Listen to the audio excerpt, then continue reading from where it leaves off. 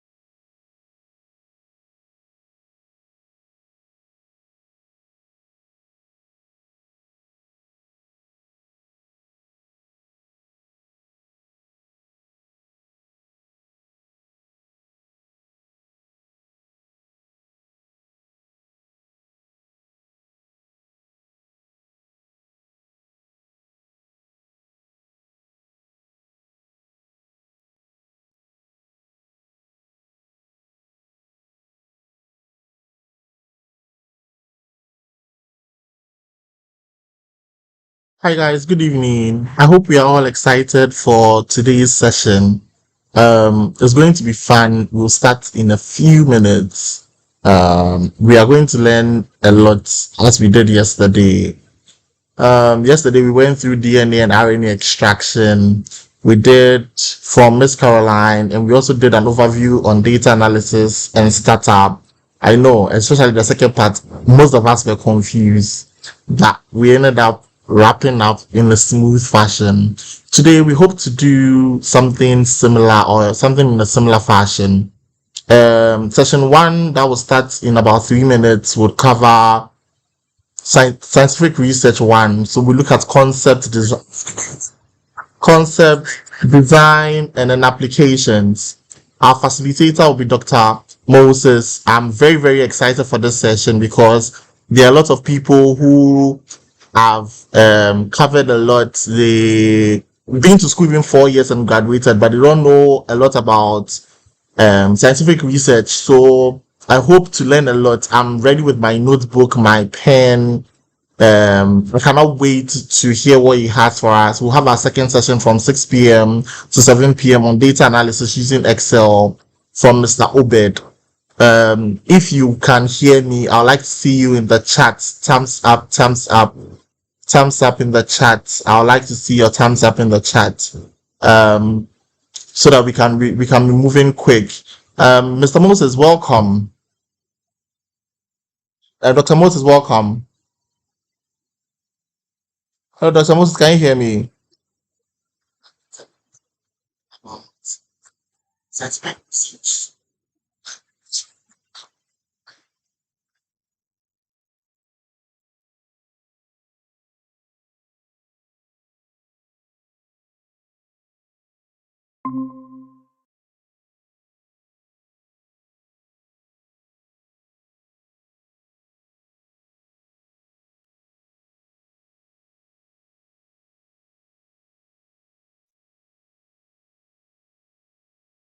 All right. I know you can hear me, you can see me, and I'm seeing a few people in the chat.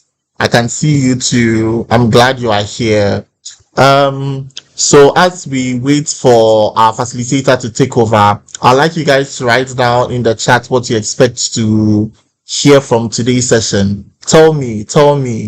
Yeah, I can also see you. The people saying we in the chat. Yeah, I can see you guys. Um, Today's session is going to be powerful. Crap. It's going to be powerful. I expect to learn a lot because yesterday I learned a lot. So today too, I expect to learn a lot. Um, I can't wait for Dr. Moses to take over because scientific research has been it's very very important. Look at your project work. Research institutes need to put even with their research designs and everything, they have to understand what scientific research has to offer. So today we are going to learn a lot. I think Dr. Moses, please, can you hear us?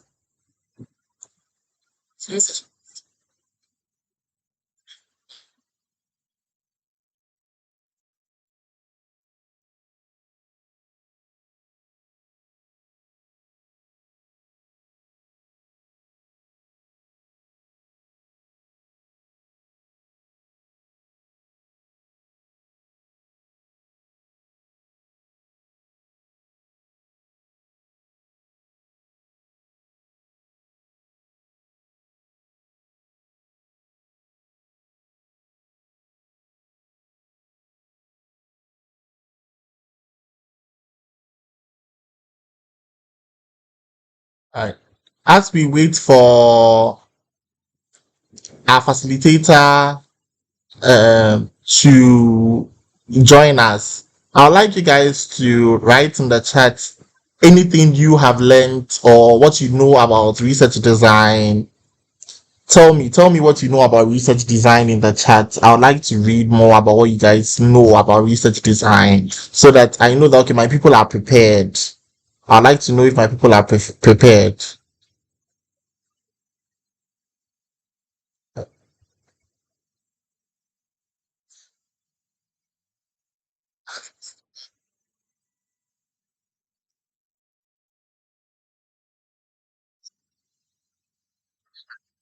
I like guys, the church. Like, still, which problem such as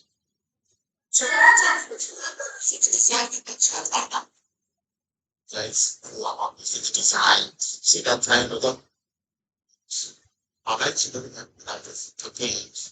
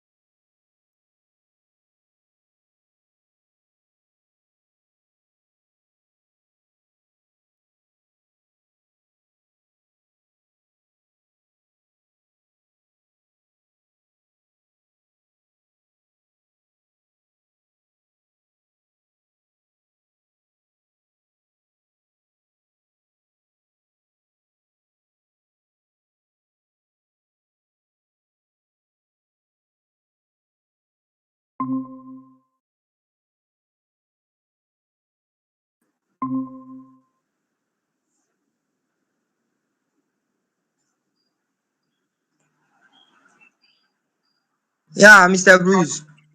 Yeah, Mr. Nathan, Yeah, um, yeah. welcome, Mr. Presido. Dr. Moses has joined.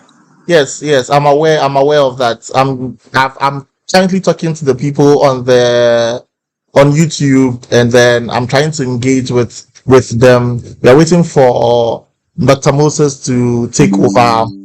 We are very, very, very glad he's here to Okay. teach us about research design. We are just waiting for him to take over.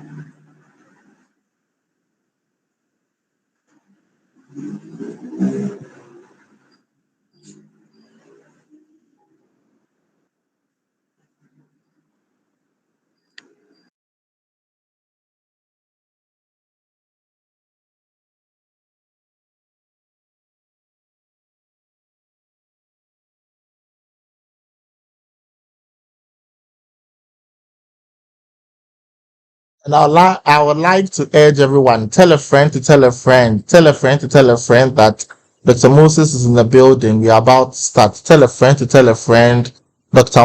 is in the building.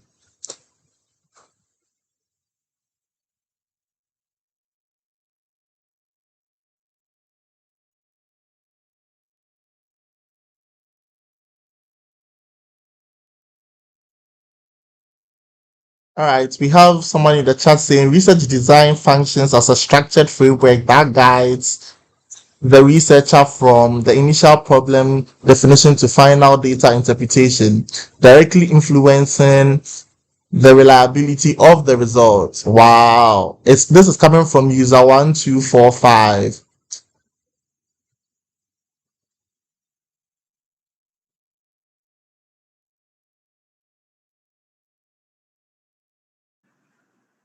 How many?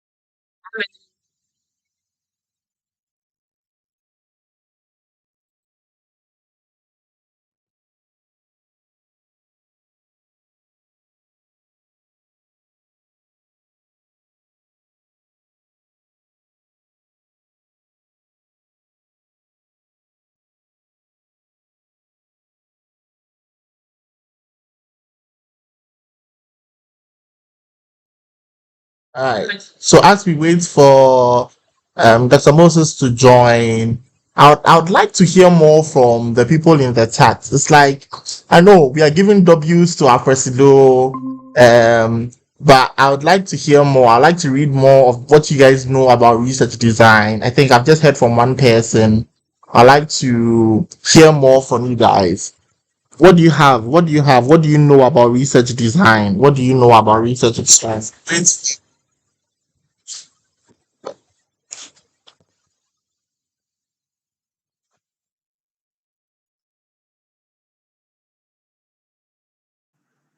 Mr. Bruce, please, how many people are currently on the YouTube channel?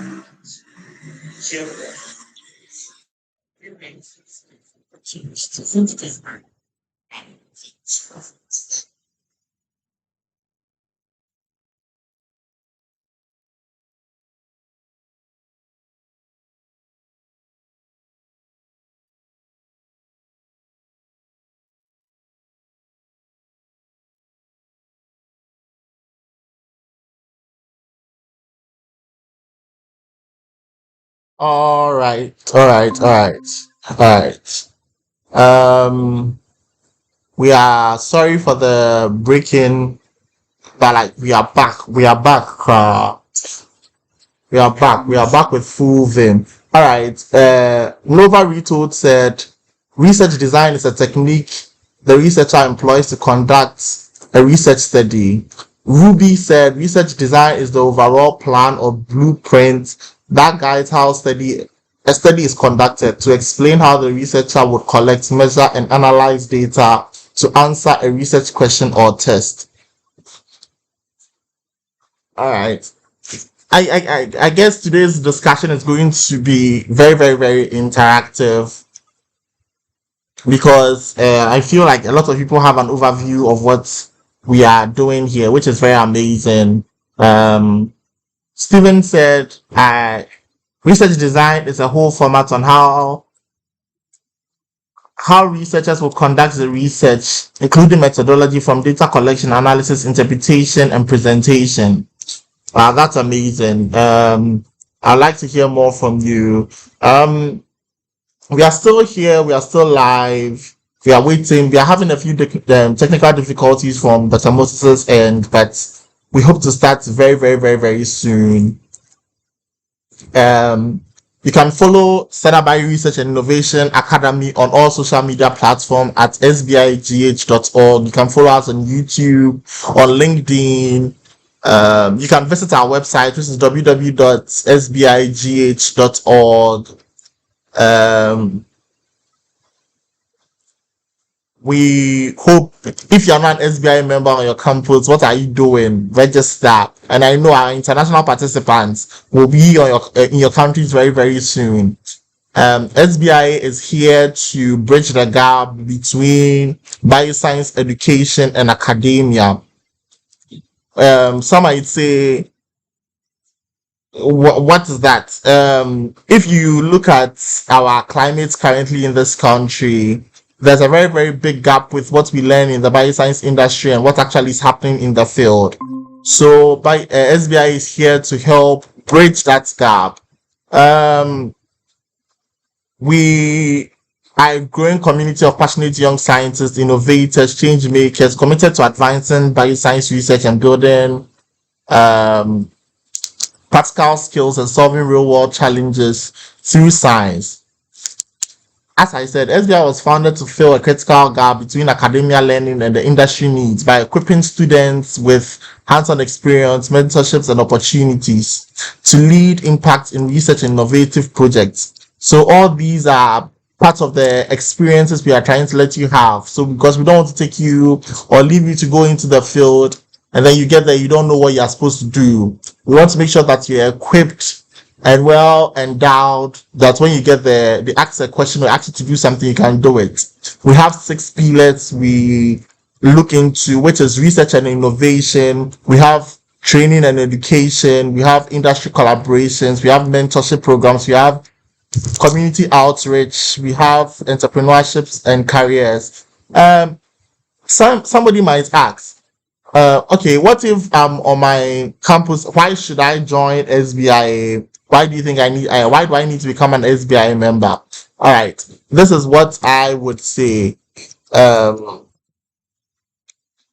Apart from just the opportunities that SBI have to offer, because of how SBI spans across multiple campuses, you get the opportunity to network with other bioscientists outside your campus.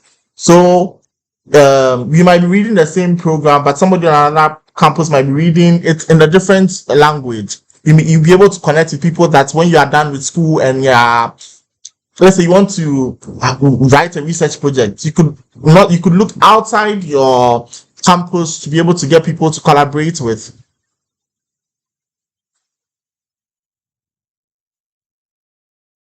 We look forward to having all of you, those on either, if you are, we are currently located on 4 campuses. We are on the UDS, KNUST, UCC, and then University of Ghana campus.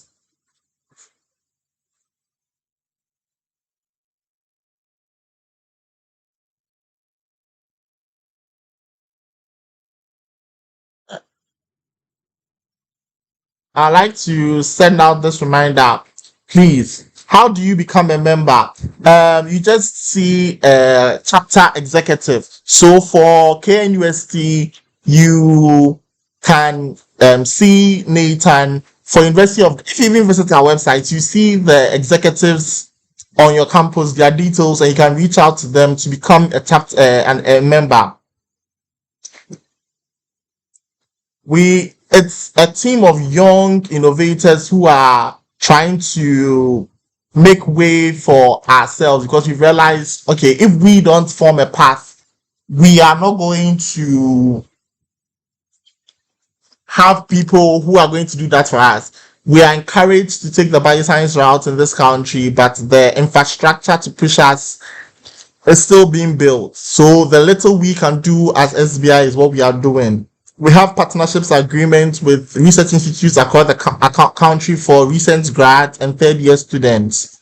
We would hope that you guys will take advantage of that, become SBI members, and then you guys can have your like your national service, your third year internships at research institutions that will actually have impact in your career as bioscience students. We have programs like Biogenesis, which we visit campus to have hands-on training. Like uh,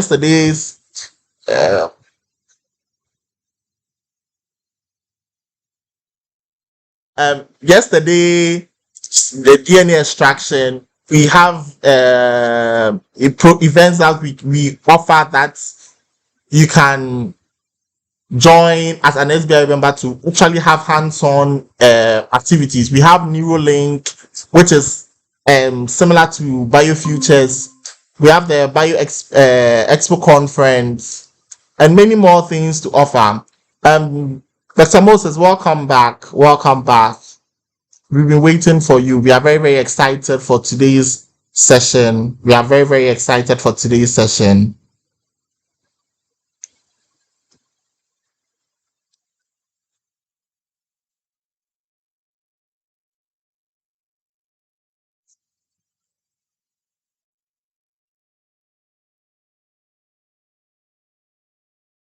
Dr. Moses, please, can you hear me?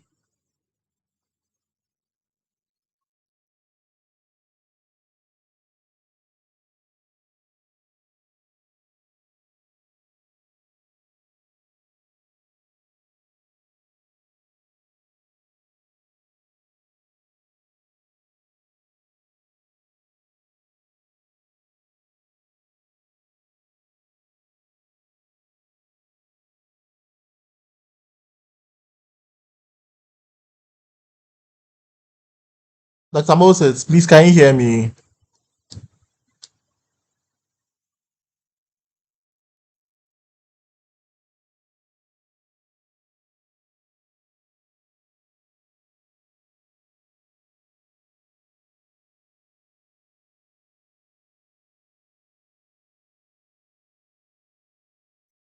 Please can you hear me?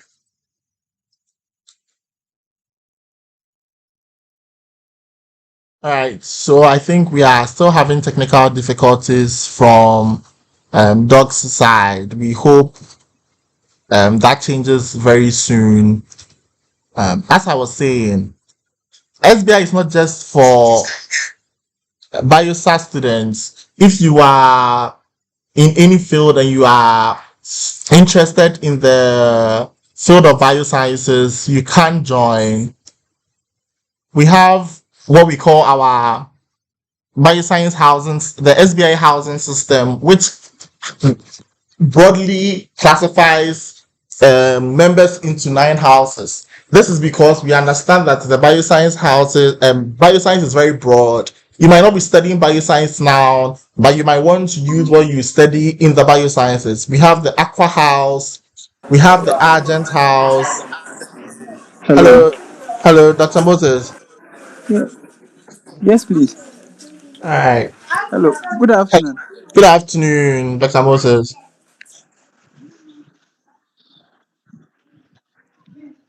We can hear you, Dr. Um, Moses. I believe everybody is doing well. Yeah. Okay. Thank you very much. I had some issues with my network, so yeah, I'm now joining. I'm very sorry for for the lateness. Don't worry So about it. please a moment. So I share my screen for everybody to see. Yes, please.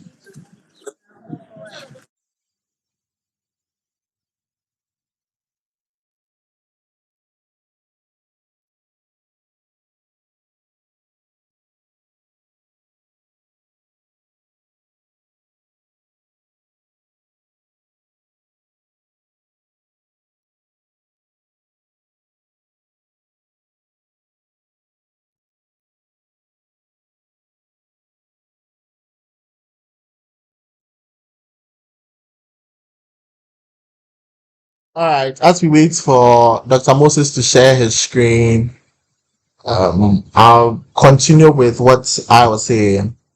We have the Argent House, that is for people who are interested in the marine sciences, oceanography, and more. We have the Argent House for people who are interested in bioinformatics, computational biology, decoding, or what we call dry lab. So let's say a computer science student, but you want to work in the biological science field. We have the Argent House for you. We have the Crimson House for people who are interested in human biology, medicine, genetics, health related sciences. We have the Dune House for people who are interested in environmental sciences, pollution, bioremediation, and more.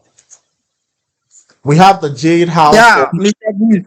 yeah, we are waiting Mr. for, Bruce. yeah, Moses, Nathan, we're waiting for Dr. Moses to share his screen. He said we should give him So a minute. Dr. Moses is on the screen. So is has joined. So let like he can just continue with us. The Leniverse managing director too has joined. All right. So So we have spoken to Dr. Moses right now, and he said we should give him a minute for him to adjust himself and then so share if his it's not screen. ready, the Leniverse, the managing director for Leniverse can start so that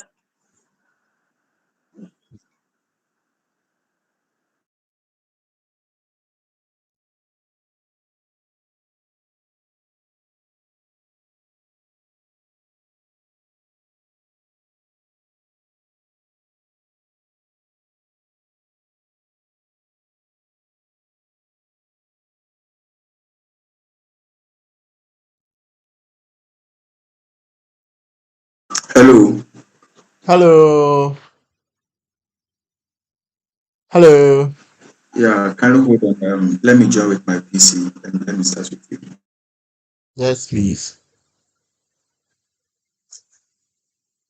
Please, as we wait for Lemiverse tutorials or Dr. Moses to start the session with us today, Um, I hope we are all excited. We are all excited because I am very, very excited.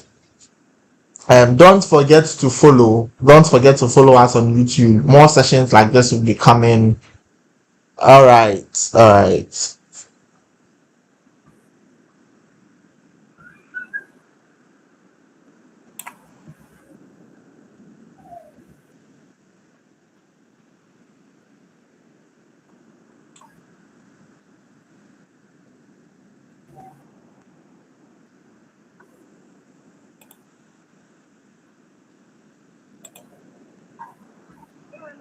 Hello. Good afternoon once again. Good afternoon, Dr. Moses. Yeah, please, am I audible? Yes, please. You're audible. Okay, thank you very much. So I'm Moses, and then I'm a veterinary. Yeah, I'm a veterinary doctor. Yeah, and also a postgraduate student at the School of Veterinary Medicine, um, Department of Anatomy. And then there is a short session, which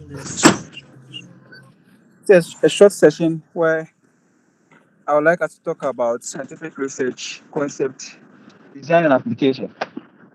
So, um, thank you very much. I'm so sorry for the lateness. It wasn't intent. My network issues and everything involved, and I'm very sorry for it. Yeah. So, thank you very much for accepting. I know you guys will forgive me. I'm really sorry. So, for my presentation, these are the points I'll be noting for the presentation. For the scientific research, let me give you. I want to just talk about a few backgrounds about scientific research. A few backgrounds about scientific research. So I happens to chance on research whilst I was working at the zoo in my fourth year, and then I met with Dr. Zika, who is a wildlife epidemiologist at the zoo, who introduced me to research upon him winning certain grants and certain travel allowances and everything just for presentations of work he did on and also work he's supposed to work on. So that is how I got the experience of learning scientific research. And then, to be honest with you, I'm also a living testimony about the research now. Recently, I won a grant of about £5,000 from Human Animal Trust to work on one medicine, survey of one medicine among healthcare professionals in Ghana. So we've been to Kolebu, we've been to Kopanoche, we've been to Tamale Teaching Hospital, the whole teaching hospital, and then also the Cape Coast Teaching Hospital. So we've been to almost all the hospitals, the big hospitals in Ghana, to for them to know about one medicine, and um, also been to the veterinary hospitals, the pharmacists, the physician assistants, the researchers, or public health individuals about the concept of one medicine. So that is a brief thing on how I managed to learn about scientific research in my life. Although I'm young, I'm a young grad coming up. Yes. So this is a short presentation outline, and then starting with the introduction, a concept of scientific research, characteristics of research, types of research, data collection analysis,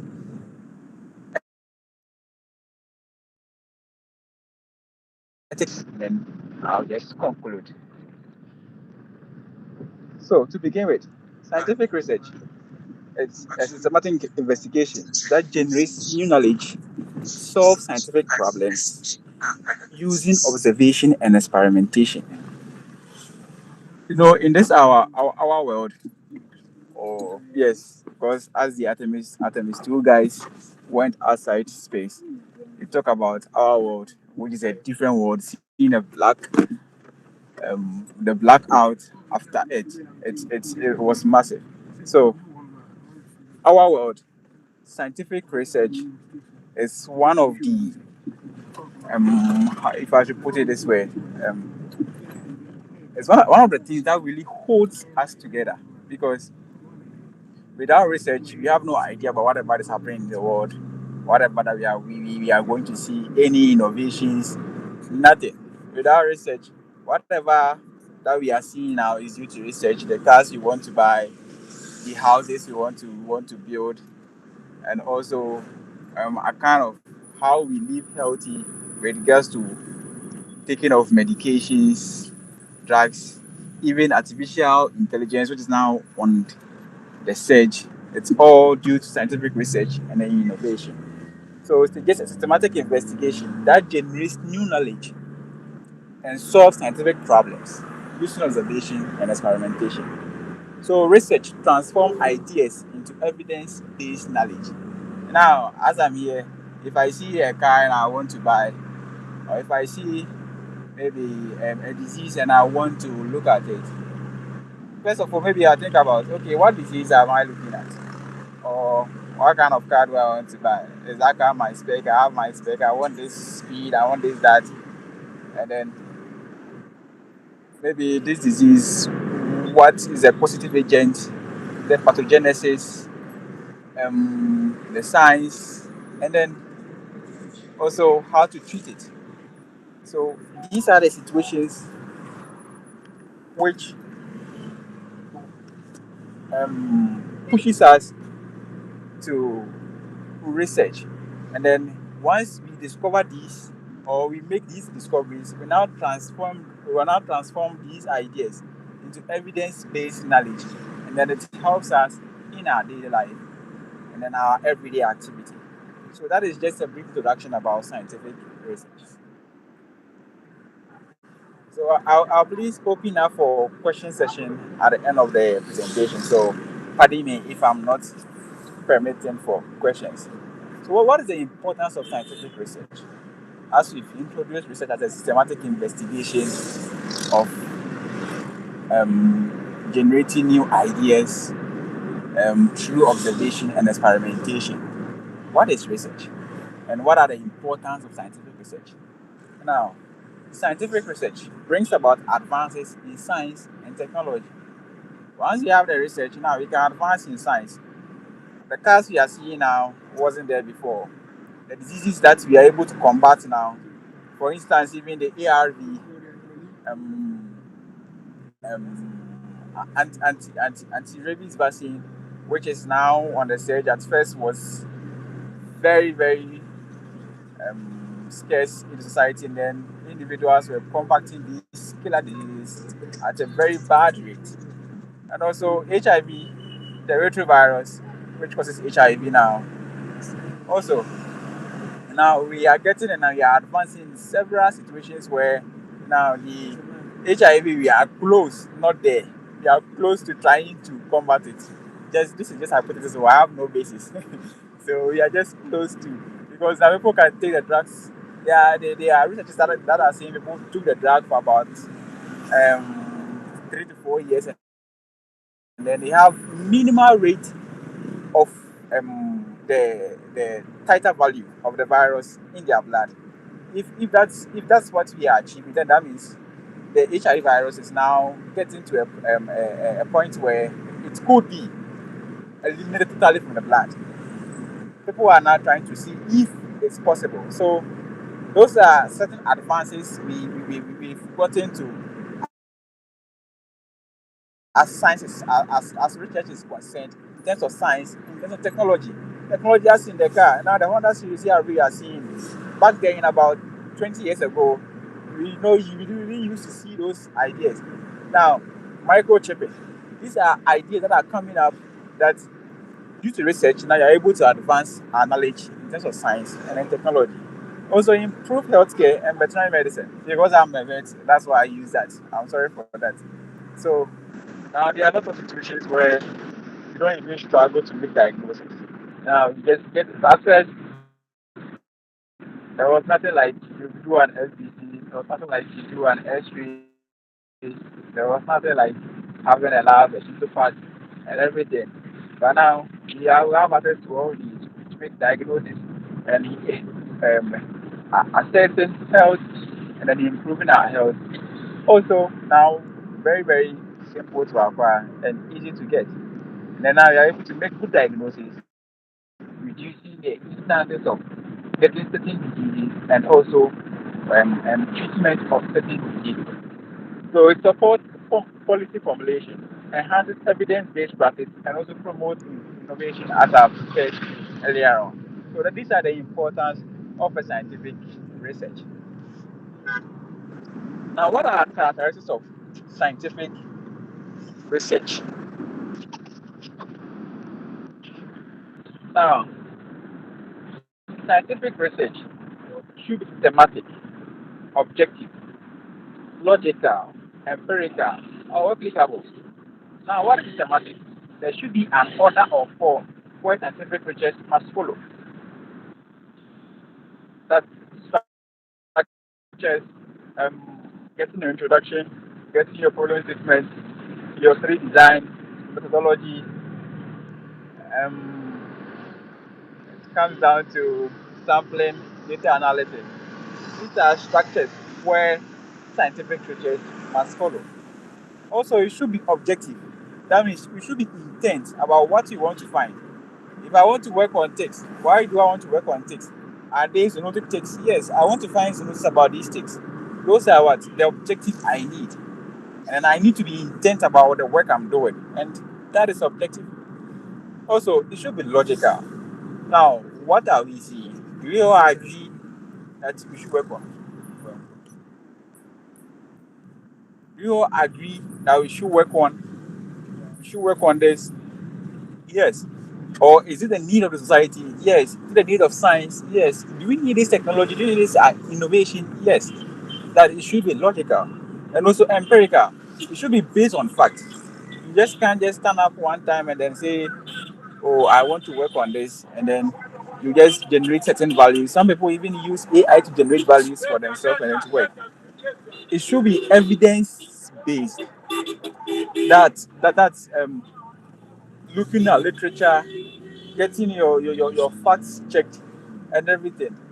That is scientific research should be empirical. And also it should be replicable. Now, whatever method, whatever three design, or whatever sampling method, whatever analysis you did, if I follow such analysis with your topic and everything, will I get the same results or will I get similar results? So if I take a research from Nigeria, maybe Nigeria, they work on tick-borne infection, maybe in a town called Jibo in Nigeria, and then I come to Ghana, I also do okay tick-borne infection in Kumasi. If it's replicable, whatever that I will do, or whatever I will pick from that research paper that said they did that to achieve such results, if I'm supposed to do that same thing, I should achieve similar results in Ghana too by making mine in Kumasi. That is scientific research should be replicable, and then that makes things like that makes scientific research how should I put it?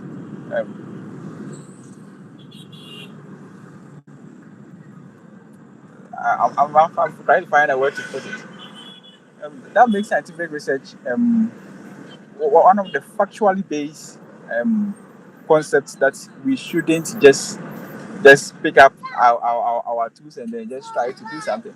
We are doing something to help impact the society, elevate the society, and to make a difference in our lives.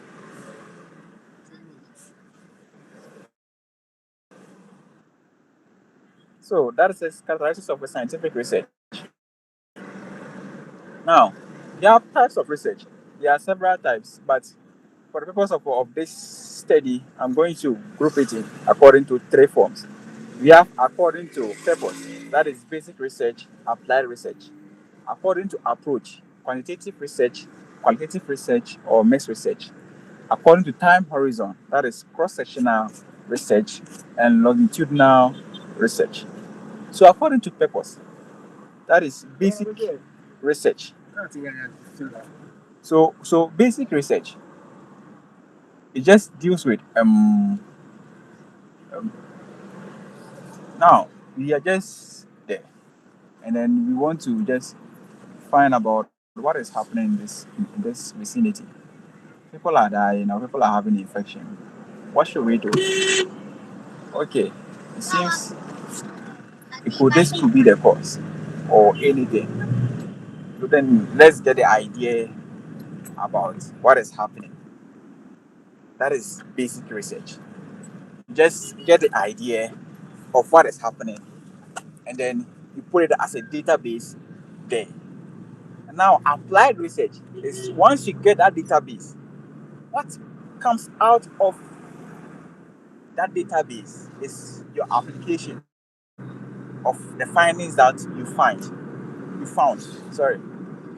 So now you just had the idea, you worked on, you got that data, and now that data is used to what? Implement something, initiate something, and make a difference. And that is applied research. Also, we have according to approach, we have quantitative research that is using numerical values to generate information. Maybe you want to know. So let me put it this way: for quantitative research is usually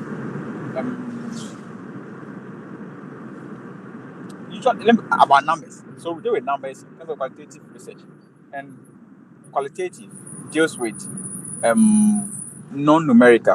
Or let me put it that way. I come and I'll explain it further. So now we want to know what is happening here. Why are people not eating? So we pick a questionnaire and go and ask. People are having issues here. People here are not buying this food. What is wrong? Oh, the food, the area surrounding the food is not clean, or the area where the food is situated is not hygienic. It's unhygienic. That is why people are not purchasing the food. And these kind of interviews bring us a quality data, and that is what a qualitative research. Now, I want to work on. Sorry, I'm using tick so much. I work on ticks as my thesis. So sorry. And then I've been working with ticks a lot. So now you want to know ticks of zoonotic importance maybe at the bushmeat market because people bring in these bushmeat from the bush, and then people consume it. It's a delicacy, specifically in our part of the world. And then these animals, since they are in the bush, they are prone to having several kinds of what? Of these ticks. And ticks also carry pathogens which can be transferred to humans. And if these ticks are not important, then that means they can take diseases from these animals and also transmit it to humans. So I want to know, are these ticks zoonotic importance? And how many ticks can I find? Oh, yeah, are there even ticks on these animals? And then if there are ticks, are they of zoonotic importance? Yes, that's the prevalence. And how many ticks are present on these animals? Now we are getting to the numerical value of these ticks. So now we sit down, we use SPSS. We get our database of these ticks that we found. And then I'll put an SPSS. SPSS gives an numerical data that there is prevalence of this amount of ticks on every species that we found, or this number of ticks on every species. Maybe the grass cat, or the civet cat, the genet cat, or the giant rat. Those are quantitative data dealing with numerical values um, to help what to help in your findings, and that is quantitative research. And then mixed research, it's a combination of the quantitative and the qualitative research, and that is how we come about to the mixed research.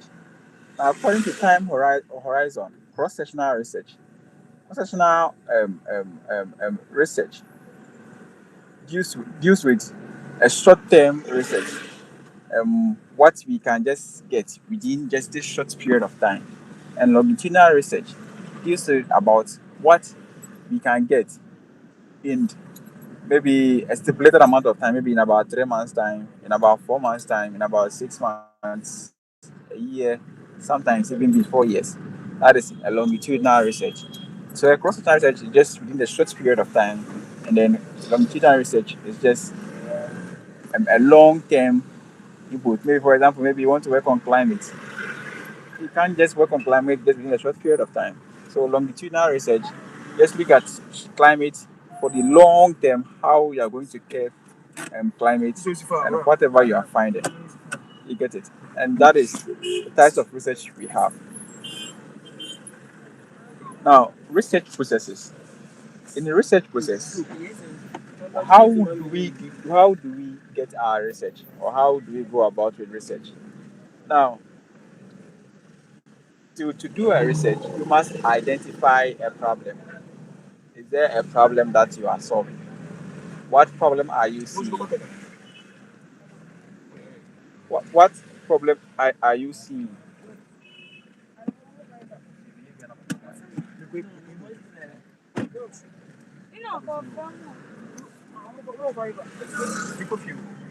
So you identify the problem, and then um, how to mitigate or solve.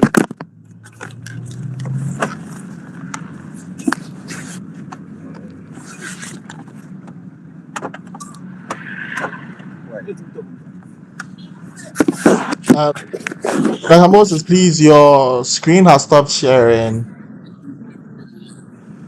Stop sharing. Yes, please. Oh, please, I'm coming here. I'm sharing in the back.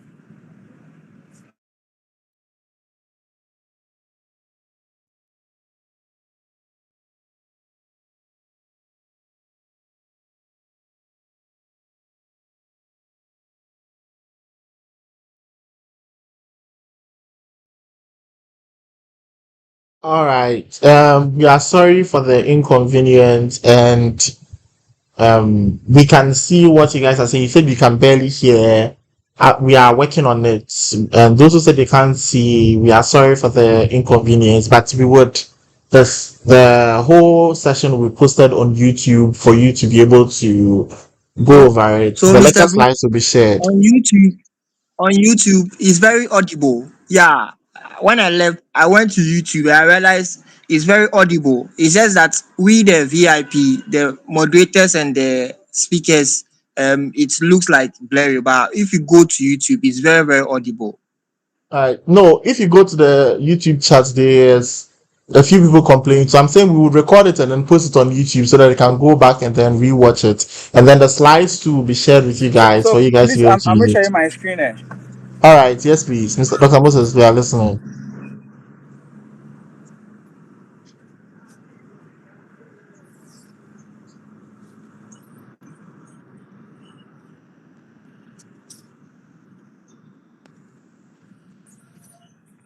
So now, sorry for the inconvenience. My phone just slipped, and then it's ended the live share. I'm very much sorry about that. Please don't worry about it. So yeah, so I was talking about a research process. Now you identify the problem, and now how to solve that problem? It's just research. Now,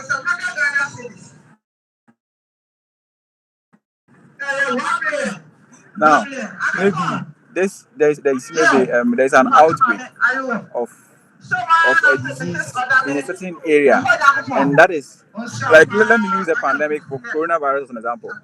Now there was an outbreak in Wuhan. Although now people have already been working on the SARS-CoV-2 as the next pandemic, but they didn't realize it would come that soon. So that group of viruses were being worked on, and then people had that fair knowledge about that, like how to solve that problem by maybe generating an antivirus or the vaccines to help keep that.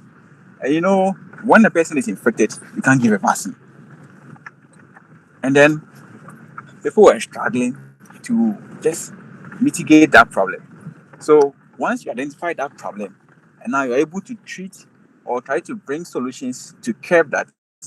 That is a research. And people went into research now identify the strains of the COVID and how it is mutating itself and everything just to help what curb the pandemic. You get it? And that is, they identify the problem as a pandemic generating, and then now they look for ways to help in bringing down the pandemic, or even not bringing down, reduce the number of deaths or the number of mortalities, and or morbidities. You get it? And then that is just identification of a problem and then working on it. That is a research. So that is just a portion of that. And then now you go to, so the processes in setting up your research now, it starts for introduction. Usually say chapter one, chapter two, chapter three, chapter four, identification of problem, initial review, a formulate hypothesis. Hypothesis is maybe what you are seeing, and then um, um, is it workable, or can you do something about it? It's just a raw fact which has not just a false, no, like a false positive, like kind of thing. It is there, but like you're now trying to support it with evidence to make it a real fact. That is hypothesis. And also methodology, how to collect data, analyze data, and draw your conclusions. So literature review. How do we make about it? Like as I said that identification of a problem, coming about to introduction, and also how do you go about literature review? Literature review just usually as a researcher, if I am going to recommend anything to you, you get to your PubMed, your Scopus, your Google Scholar, type whatever problem you are seeing inside the search bar at the Google Scholar or any of them, and then to bring you related articles um, about what you're about researching, which will give you further idea to bring about your introduction, your 3D design, and even sometimes the work that you are thinking about, it has already been done already. Maybe even in Ghana here, you want to do it in Ghana. That work has already been done in Ghana here, and then now you'll be thinking about how. Hey, then if I do it, that is plagiarism, and then you have to avoid doing that, or you know how to divert and then not state what the other person is doing, which is exactly the same thing that you are doing, and you go about with how to generate a literary review using such articles, reading more articles about your work, and then you try to jot them down, get key points, explain those key points in relation to your work. Maybe I'm working on ticks. I'm sorry for using ticks a lot. So, what are the life cycle of ticks? What are zoonosis of ticks? What are zoonosis of ticks? I'm working on zoonosis of ticks. What are zoonotics? Are ticks? Are there tick-borne zoonoses? Are there ticks that are capable of transmitting diseases to humans? That is zoonosis. And then you try to break the topic down further into getting more key points and then explaining them in relation to your topic. And that is literature review. You are now letting people to know about the relevance of your work, why you had to engage in such a work. Now you see a work, and then what is the relevance of the work?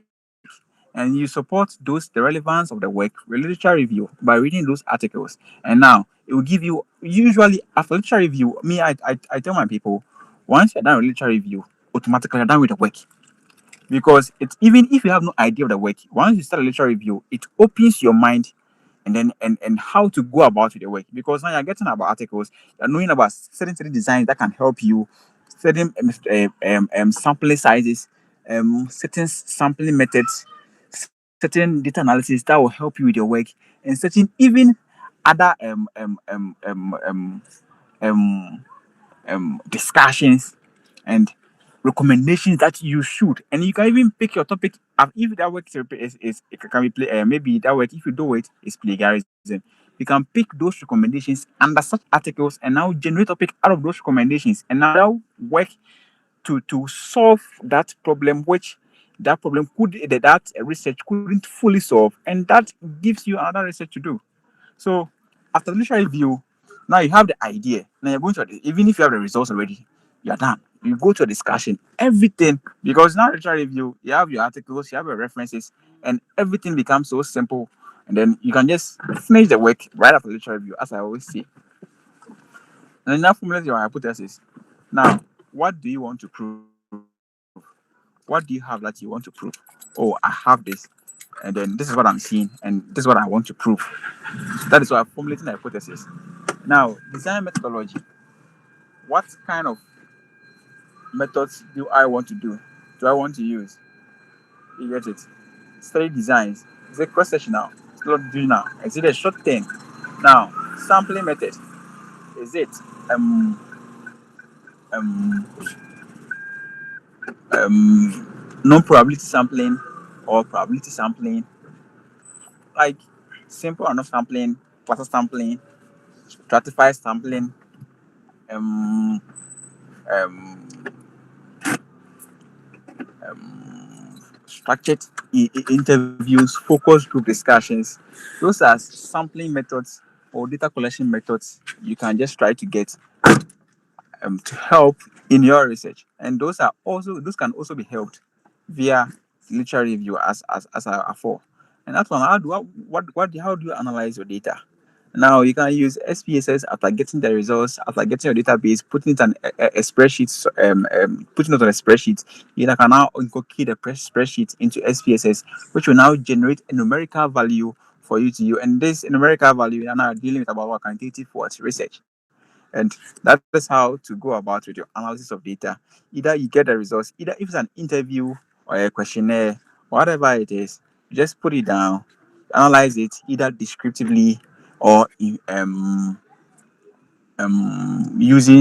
the SPSS or the SL. And then you now bring about a conclusion. What was the reason of the work? Was that achieved? Have you achieved why you embarked on that research?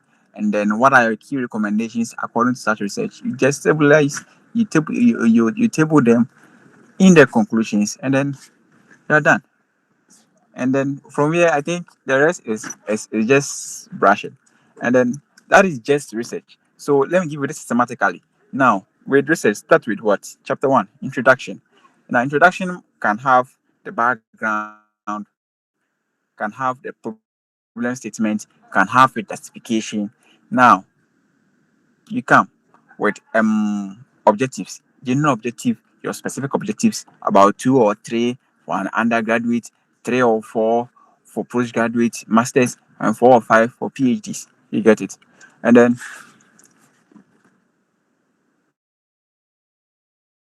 you move to your study design collection, and then you get to maybe in some situations maybe be ethical consideration. You need to make inquiries on your ethical consideration, what you are doing. Can you work around it? It's ethically approved. And then you get your discussion and everything, and then you are good to go. Research is not so much difficult. You just sit down, permit yourself to read, get to your Google Scholar, like it's just a search engine. You type, go to Google Scholar, it will come about. Type any topic inside. Try to just read about those topics and then see what you can bring about. You get to a site, you can type maybe looking for grants. There are certain grants that will permit you. You go there, you look at the grants, look at their recommendations, you pick a topic. Even if it's not a topic, it will just bring you give you an idea of what the topic's about. You now start to write something about introduction, what the topic's about, generate something. Just once you even the literary the articles that you found will just give you more ideas. Even write your introductions, and then you wouldn't even struggle with introduction. People think introduction is something. It's not nothing difficult. Go to literary review, you get everything systematically, and then you are done. And then your problem statement, justification, and everything.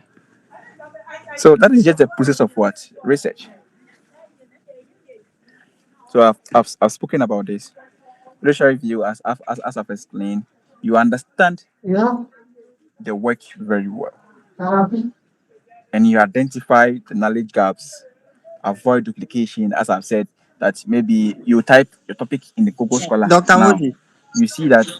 Yeah, I Yes, left please. in some few minutes. I'll appreciate if you wrap up then. Okay, sure. So we have sampling techniques.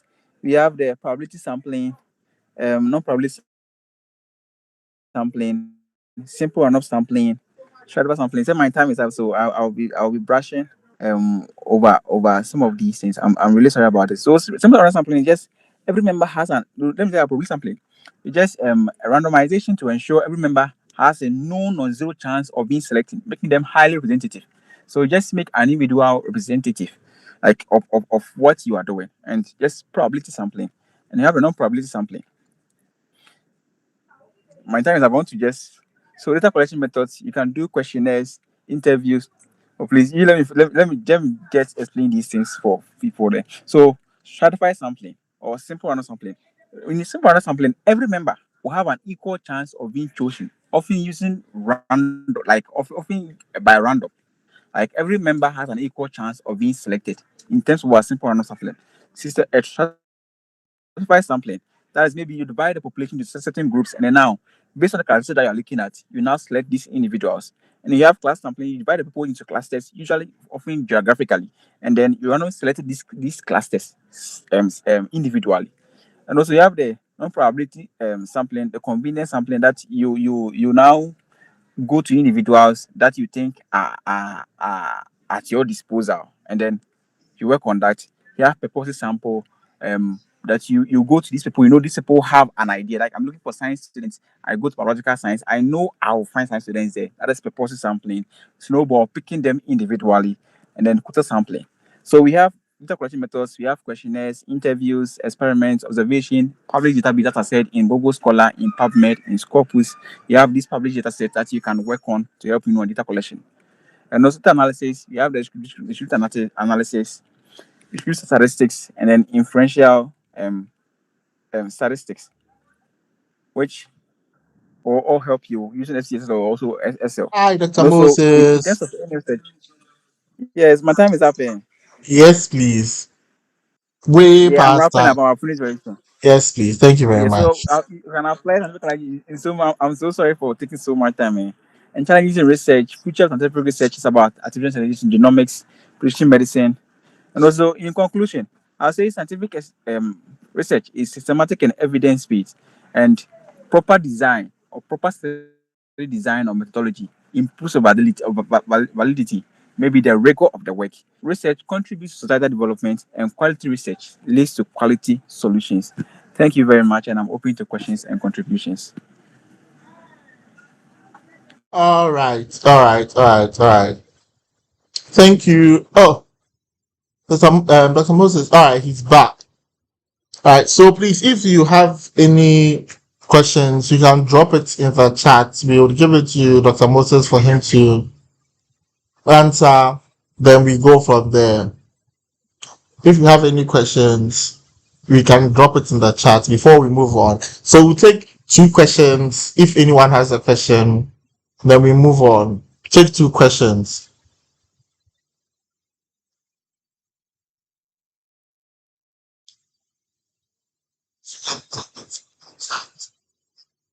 All right. As we wait for your questions, we will note them down. We would move on to the next session, which would be data analysis using Excel with Leniverse Good, tutorials. Mr. Yeah. Good. Yeah, Mr. Good. Can you wait? Mr. Dr. Moses.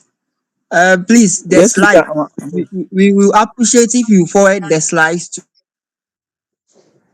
us. Oh Can yeah, the yeah. participants go through? I'll do that. I'll send it to you, please. And also, we will appreciate if you give us a simple exercise that encapsulates scientific All so right. we So, can. Moses, we would post all the details and the information needed onto the platforms, and we'll talk to Dr. Moses after the call so that we get the information and give it to them on the platforms. Sure, Um, sure. I appreciate that. Leniverse, And please. also, Leniverse. Leniverse tutorials, please, you can take over. Last thing, He would. the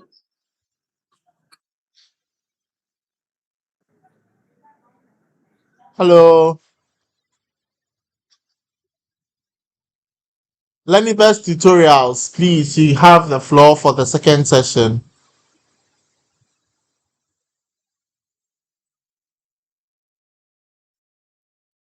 All right. So let's give them a round of applause. Let's give them a round of applause as they take over, as they prepare to take over.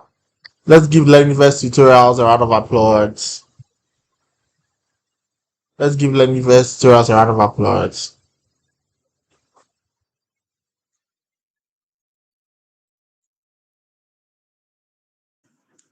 please, the keyword for the first session is day 2. So kindly note, you will need it for your attendance session, session attendance and evaluation form. You will fill it. So the first session is day 2. Um, Mr. Obed AJ, the managing director for Leniverse, please, you can have the floor now.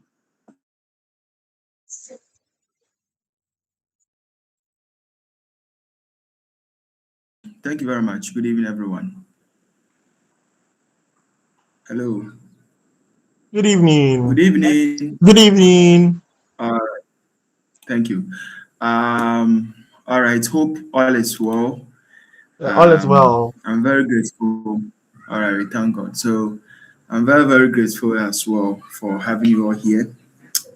Okay. So, um, oh,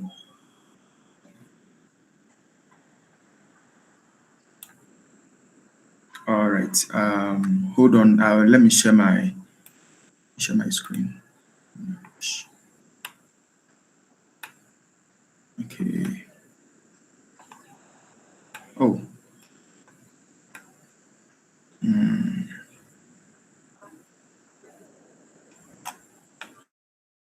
all right. I think I have everything set here. Hold on.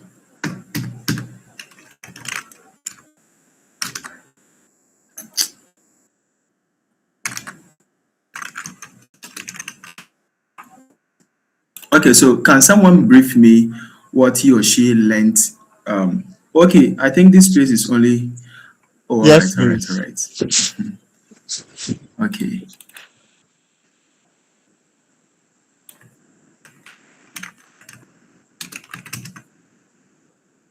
All thank right. you. Please, I'm coming as through. Mr. Obed prepares to share his screen, don't forget to like and subscribe. All right. Just give me just 30 seconds. I'll be done soon.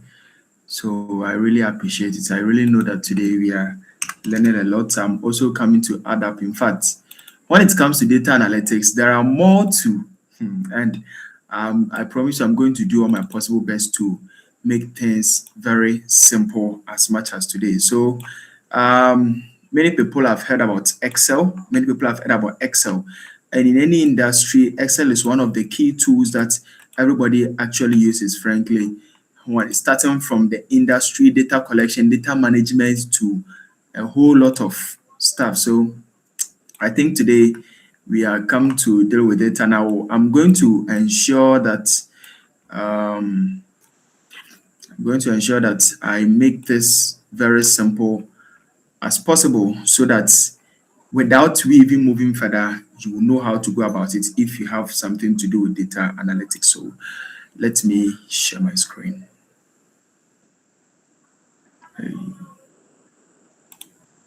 Okay.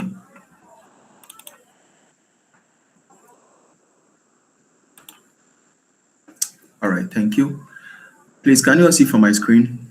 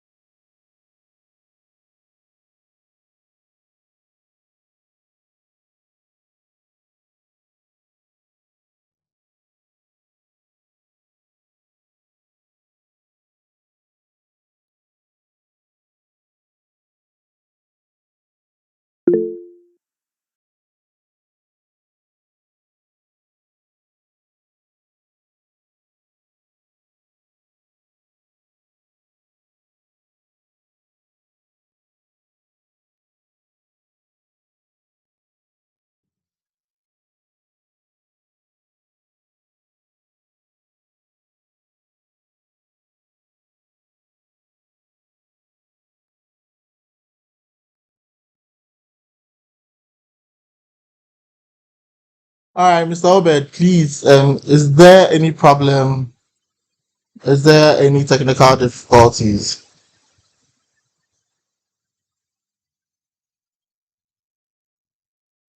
All right. Mr. Obed has dropped off due to technical difficulties.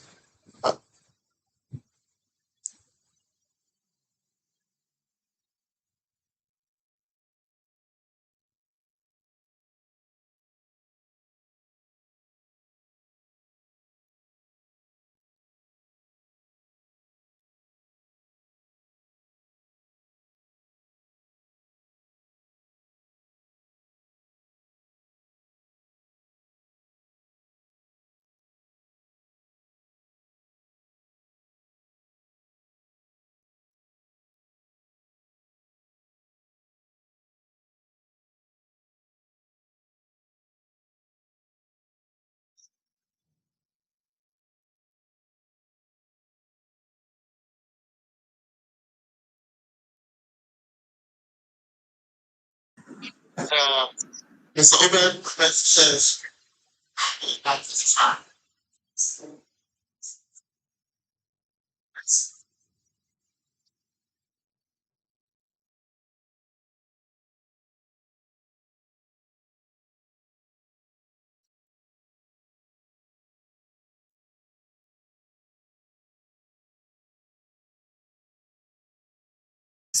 Sorry, please. I hope it is clear now.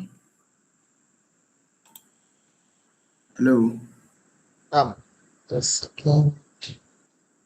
Hello. We can't see your screen. Uh,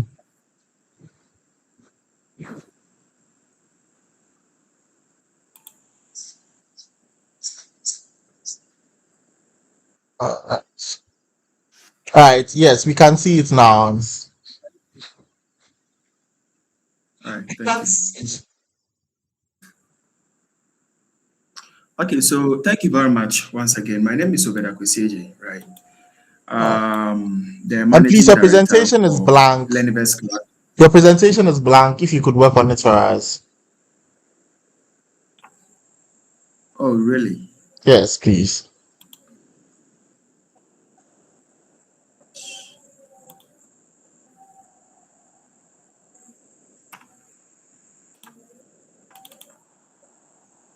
Okay, I see. All right. Can you see from my screen now? Yes, please. We can. Yes, please. Yes, please. We All can right. see. Thank you. So my name is Obeda Kwesieje, and then this. Can I go ahead, please? Yes, please. You can. You can go ahead. All right. So my name is Obeda Kwesieje, the managing director for Lenivest Class. So Lenivest Class is an online prestigious class where we host industrial related courses, especially industrial soft courses that are being needed most in the field, whether engineering, medicine, or wherever you find yourself. And Lenivest Class, we've collaborated with several institutions to host both free and paid plan short courses. So if you want to host any course or stuff, we are always available. We have the outlines and everything and the good facilitators to be taking your people. So I am actually an expert in data analytics when it comes to the use of any data analytical tool. So I'll be taking you through this time around basically with Microsoft Excel. So these are some of the courses that we host on our platforms. Okay, so we have industrial project management and engineering. So talking about plan execution and a whole lot of, so we actually these courses are being needed in all fields of study or in all sectors. Okay, we don't have any exception. So that is the general courses that we host, and I want to tell you point blank that this the certification for this kind of programs are really not common. You can really go online or even check out the in if there is project management. But then for occupational, for industrial procurement safety, that's so that we also have other courses like industrial occupational health and safety. Yes, so we collaborate that of the Ghana National Fire Service, medical doctors, and a whole lot of people to executive assistance on office management, Microsoft Office suite, industrial research operations, and artificial intelligence. So these are modernized systems that we actually deal with when it comes to our platform. So we really entreat each and every one of you as you build your CV. Don't just build it with some mere stuffs or skills. We host courses. So by being part of us, you learn courses. You don't just learn skills. Inside the courses, you have several skills that you are going to learn. All right. So in today's class, I will basically be taking you with the data analytics, and then I will take you through that of the Excel, as said. So to begin with, we are come to look at more industrial problems. In fact, the slides are very many, and I'll have to complete everything within a summary. So I will do well to summarize everything that we have over here for you, so that you will all be good to go. I think this is quite many to even talk about. I will therefore collaborate with artificial intelligence to assist me. So as you follow, make sure that you are with your phone, your chat GPT, and everything is already with you. We're already using the AI. Some people use it for their quizzes and stuff who are very proficient. AI is one of the ways that can really help you. So this time around, we are come to start with some data analytics. First of all, I would want us to actually import a file. So when you go to, let's say, Excel, all right, I don't know, I think I'll have to reshare my screen again for, I see. Okay. All right.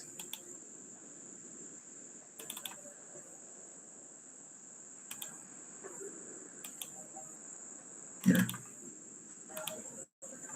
Okay. All right. So Control N, and let us open a new tab.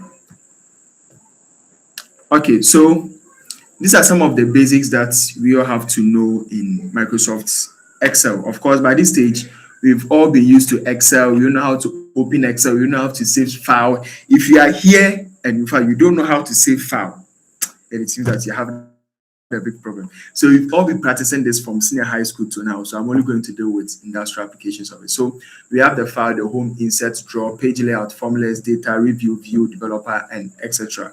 So we also have these apps over here for you as your tool that you'll be using. All right. So I think we'll be good to go then. So as you follow, do what you follow, and then let us start with something. So this time around, I would actually want to import a file. But here lies the case that when you go into the various industries, most of the documents, most of the data are being collected and are saved in CSV files. All right. Yeah, they are being saved in CSV files instead of Excel files. So we have to know how to import CSV files. All right. So as I said, there's like a top up to whatever you have learned, all right, in the world of Excel. So we want us to actually open a CSV file, and then we import these files into that of Excel, and then we start doing some calculations with it. Okay, so I will therefore start browsing the location of my files. Let me go to downloads and let me search for car inventory database.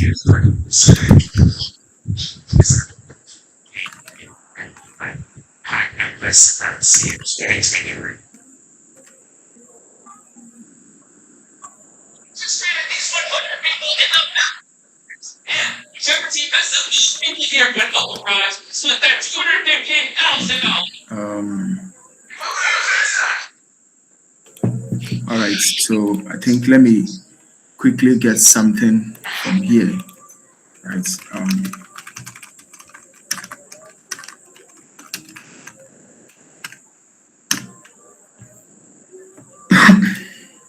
Oops.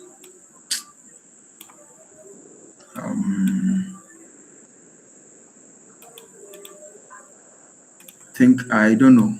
I don't know how come I just lost my data like that.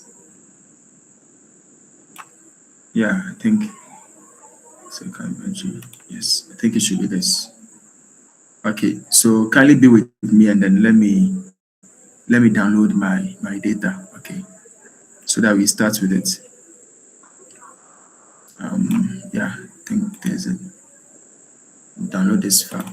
Okay, so yeah, so we can have data given the industry being saved in CSV files, or sometimes it can be in the text format. All right, so basically that is what we are coming to look at.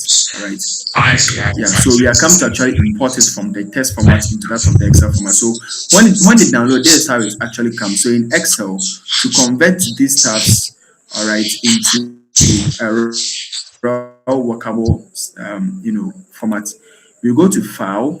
We are actually going to open something, all right, which is that file. Go to file, you go to open, we go to browse. Also going to browse, and then I think I downloaded it, so it should be in my downloads. But then if you come over here, it is saying that all Excel files. Meanwhile, we are not looking for Excel files, we are looking for all files. So if you put it to all files, all Word documents, Excel, and or this is actually a code, so they are all going to appear. But Excel cannot open Microsoft Word. All right, it can't open Microsoft Word.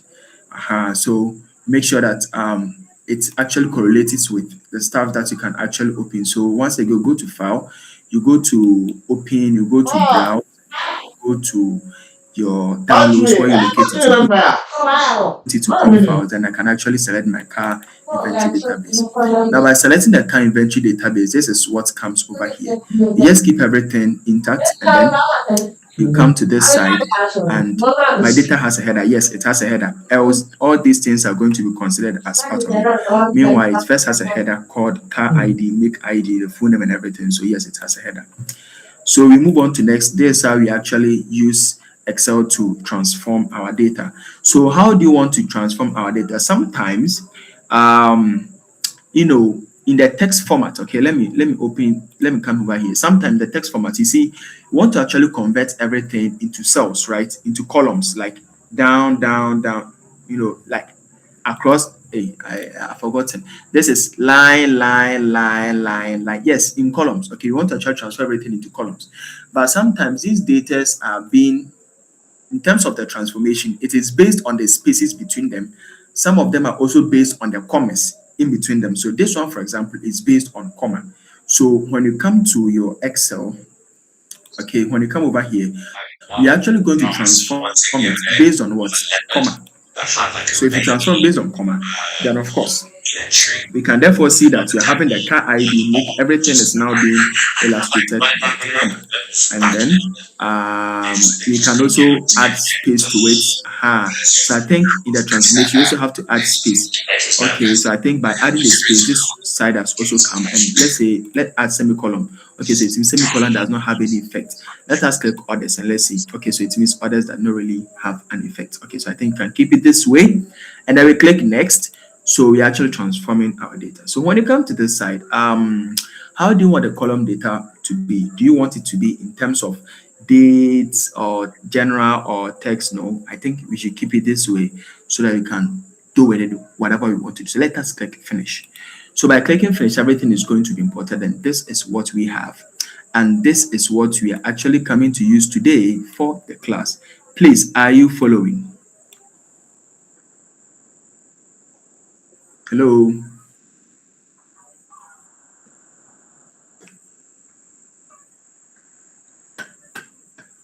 Okay, thank you.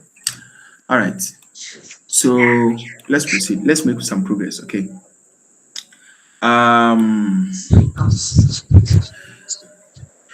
Let me open some. I would want to get some.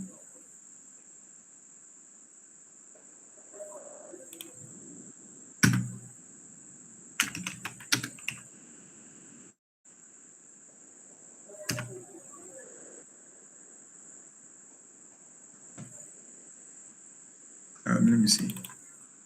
So what you? What thing? Okay, I think it's not this one.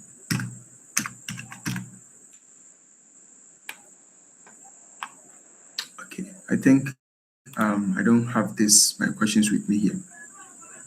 Okay, so I think this is what we have. All right. I think this is what you have. Okay, so we are actually come to solve a problem here.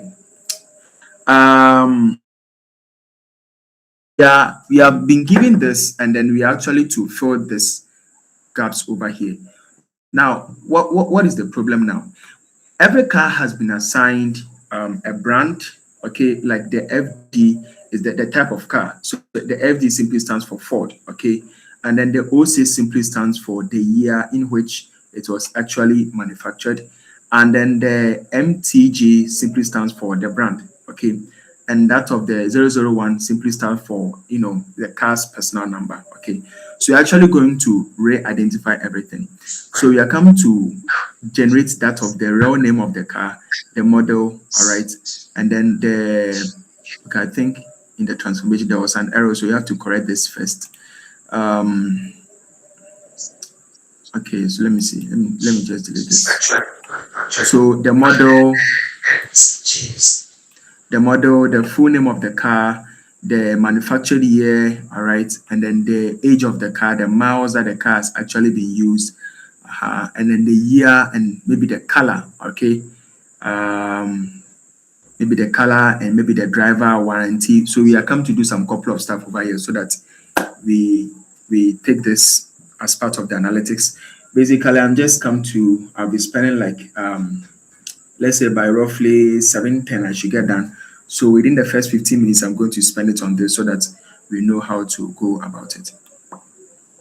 Okay, so um, what I'll be doing now is that I will just open my chat GPT. When such assignment is given, I'll just open my chat GPT and I'll start chatting with it. All right, so let me say like, hi, I am doing a project and I need an assistance.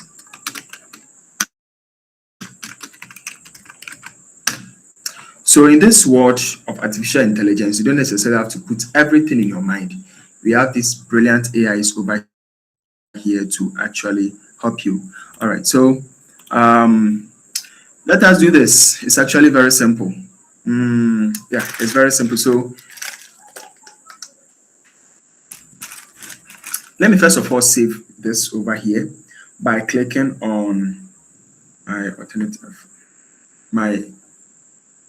alternative what F4. Okay.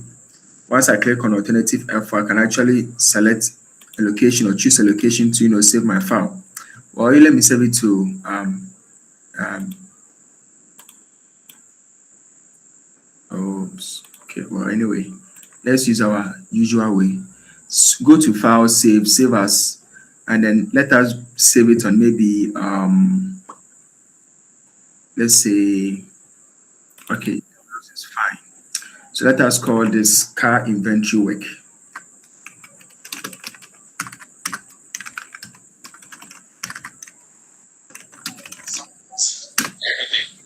Let's call this car inventory work. There are two ways of doing it. Okay, so for the use of artificial intelligence, all right, usually I would prefer using Cloud. Okay, I'll prefer using Cloud instead of ChatGPT, because for Cloud, when you give it any instruction, it can give you the refined interface, okay, that you can actually use. That's when you actually want to use maybe Claude. All right, so it's going to give you some refined interface. So what to do is that you give it the work and then you ask it to be doing it, whereas it's also representing it for you at another part of it. So let me make sure I save this over here. Well, Control S. I've saved it well. Let me open my Claude and now let me upload this file to Claude and let Claude be doing everything for me after that. I just download it if I want to. So I'm actually going to add a file and then I'll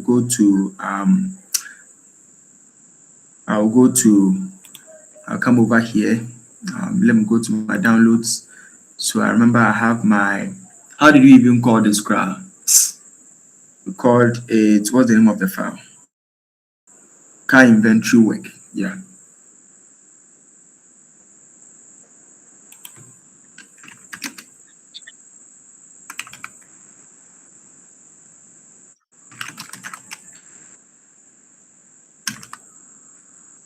Oh, okay. Car inventory work. I see. So it has not yet been saved as Excel. Oh, okay. So that's to tell you that once you even convert it to be usable in that of the Excel sheet, yet you have to save it actually as an Excel. So let's first of all finish with that and then let's proceed from there. So there's our car inventory work. There is it, but it is actually not saved in the Excel format. So let us make sure it's being saved in the Excel format first. So let's go to save as and then where did you even save it?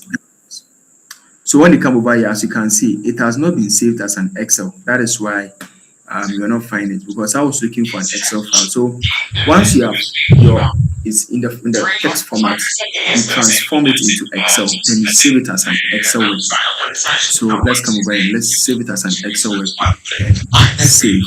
So now, anytime you want to actually open it, it's going to open in the Excel format, not in the text format anymore.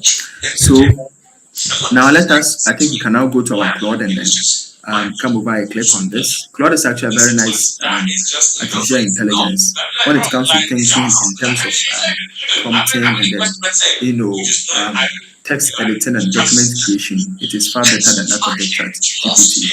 So if you have never used Claude before, make sure that you use Claude. It's very nice. So there's the car inventory work. It has now come in the form of what? An Excel. So I want to tell Claude that I want to work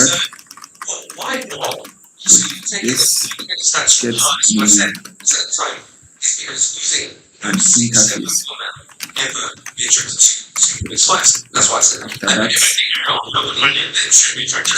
After the entire work,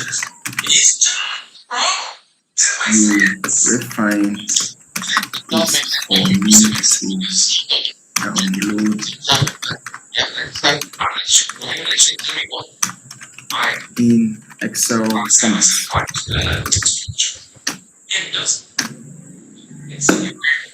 Okay, so I think with this, I am actually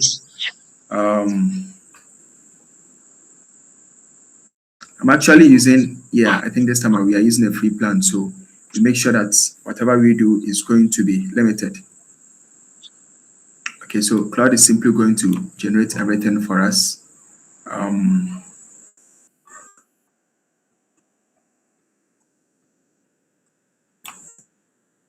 All right, so as part of the task that will be asked to perform, okay, as part of the task that we'll be performing, we are to number one, replace all FGs over here. Okay, we are to, in terms of the model, all right, we are to check out for this over here and then rewrite the models involved. Okay, so full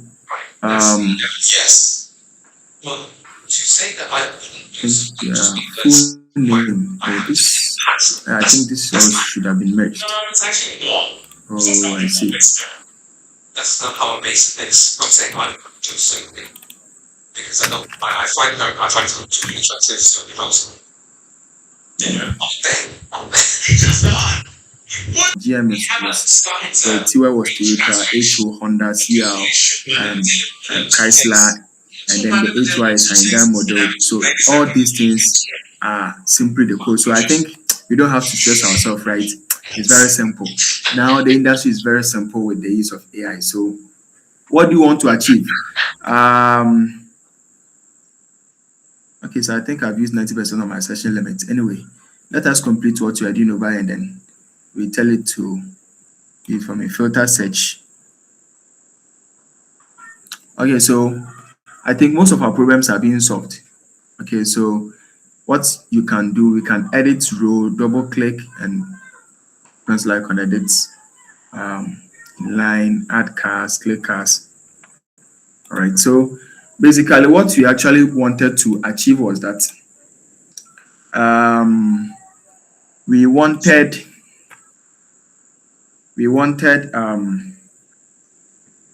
what we need in the new book. You should help us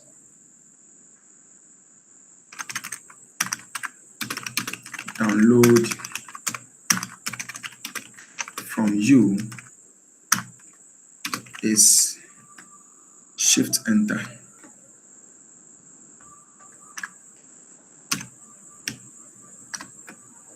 Is number 1 column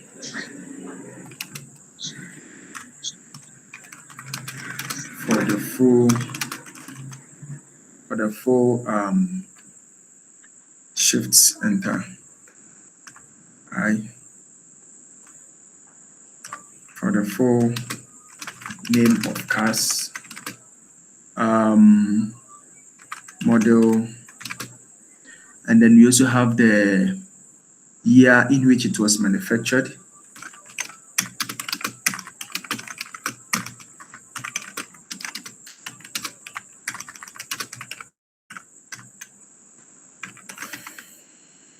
The year in which it was manufactured. Then you also have to indicate usually the last 3 digits from left to right. So this is just a summary that I'm giving you. So instead of you going complicated with calculations and stuff, just give it to AI for you to do it for you. And then what else shall we be doing? Okay, so I think maybe we can also talk about okay, so over here, I think as part of the stuff we'll be doing, we have to add the color code to the car. That's to say that we are actually going to generate a new car ID. Yes, we are going to generate a new car ID for it. And in the new car ID that we're going to generate, we are going to actually add the color to it. Okay, so secondly, you have to also generate a new car ID with a color code attached to it. What else are we going to do?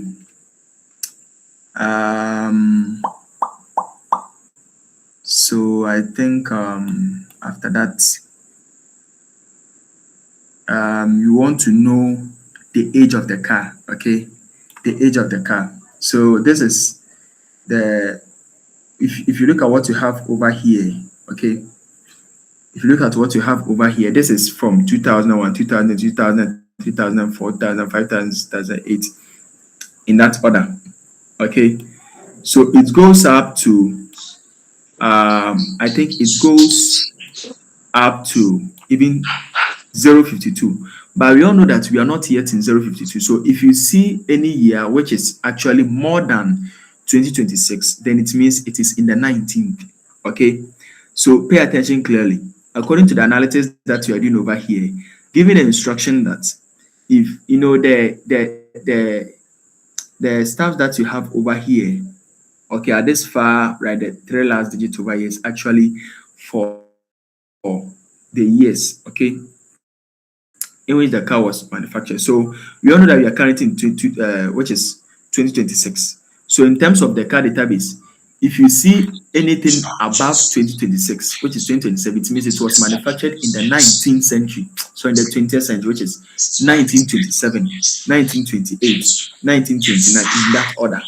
Okay, so that's what the information I come to give to it over here once again. So the third step that I come to give to it is that in the column A, okay, in the column A, the last 3 digits refers to the year in which the car was manufactured, such that if it is less than or equal to 0.26, meaning it was manufactured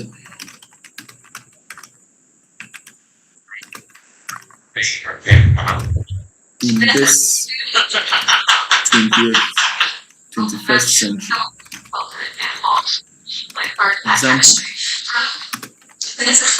Example, maybe 2009 car Story about it. is of the form 009. Okay, but when it is above above 026, meaning it is from the 20th century.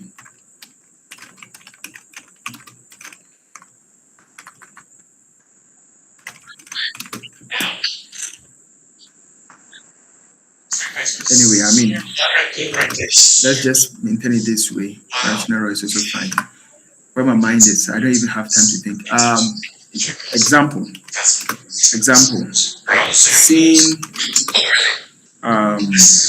let's say 036, meaning means manufactured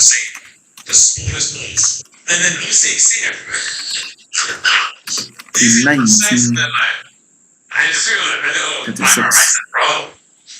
Okay, so you see, I actually have a full tutorial there where I was doing this logic over here manually. And when you come and see the kind of calculations that you are doing in Excel, it is not easy. So you actually use complex conditions for like if not, and then a whole lot of logical statements for it and formulas for it. So simple put, I'm trying to tell that we are currently in a modern world, all right, where you don't necessarily have to know everything, know every code and stuff, but just with a little one that you know using artificial intelligence, all what you need is a good prompt. It's going to generate everything for you. All right. So let me go ahead and see column A, which was if less than. So I will need you to get me the actual year of manufacturing in a new column. Very simple and smart. Okay, let me go up and let me see if there is any other key point that I can also use. So I think this is fine. So let's continue and let's tell it to give me. Okay, so down now generate it and give it to me in an Excel format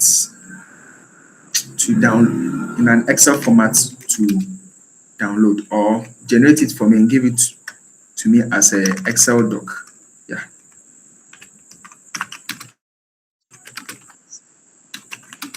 To download. So we are just giving this prompt here, but mind you that I'm already exhausted. I've used 90% of my credit, so this is actually a trial log. Okay, so let's give it to it for it to generate it for us now. So AI is working now. Yeah, it is working very, very well. This is running command. So please let us all get a drink and a snack, and then so let's get a drink and a snack. I mean, something enjoyable. Let us observe the AI generating everything for us. In this scientific world where artificial intelligence is actually ruling the world, you don't necessarily have to know everything, but you just give it to an AI. It's going to do everything for you. So let's see. Let us pray that our credit don't really exhaust. All right. Okay, so for as it is loading, I want to actually take you through some of the stuff that you were doing. So this is actually a website that was built in 20 minutes. All right. This is a website that was just built in 20 minutes. So as you can see, I was actually taking some of the students studying our courses through this stuff before I officially came here to join you guys. So this is a very simple website which was built in just 20 minutes. Just 20 minutes. It is having data, it's having its own database, homepage, courses, testimonials, and everything. All right. So what I've gotten to, I mean, why would you have to pay somebody to build this for you, like charge you like 5,000 cities, bro? All right, that's just by the way. AI is actually doing a very great job for you all. Okay, so let's proceed. Oh, all right. Okay, so I think we have really encountered a very big situation here where our staffs could not be, oh,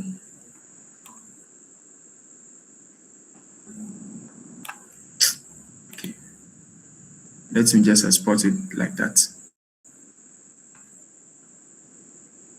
I think if it is not giving us, I would want us to export the one that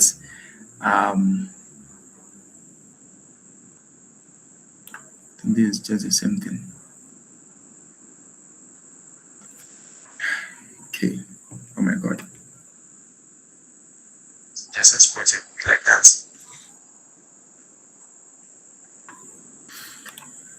It's not giving us Anyway, I want think us we to have export the one that's get disappointed over here for using all the free credit that has been given to us. Anyway, let me quickly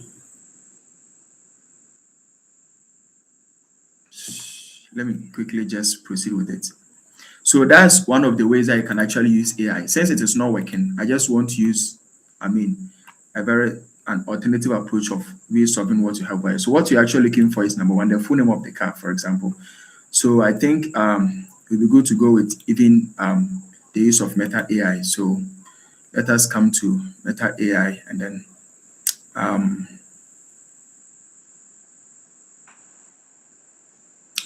and let us use it. Hi, need an assistance.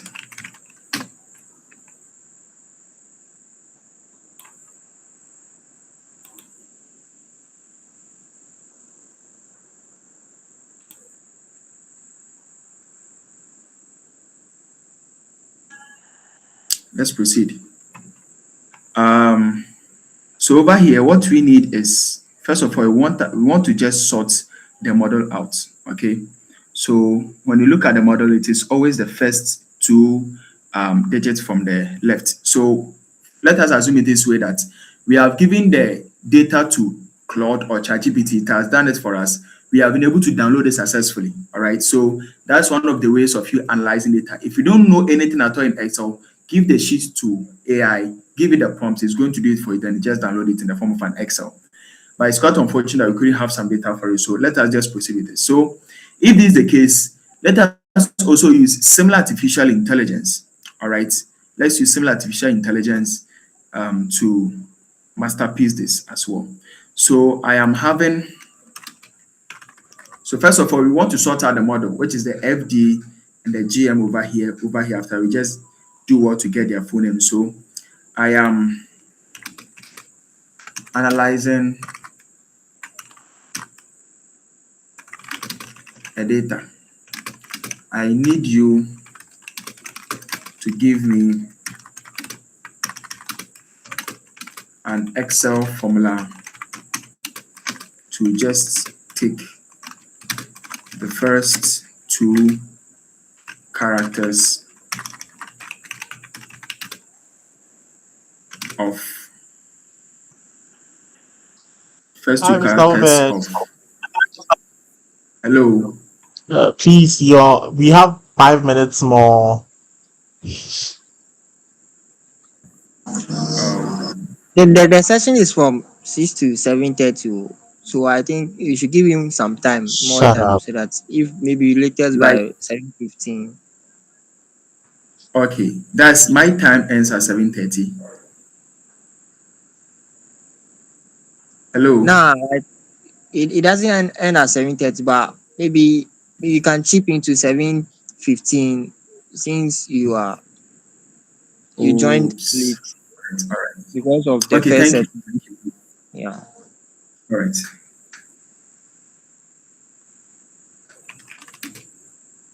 Of this is A2 starting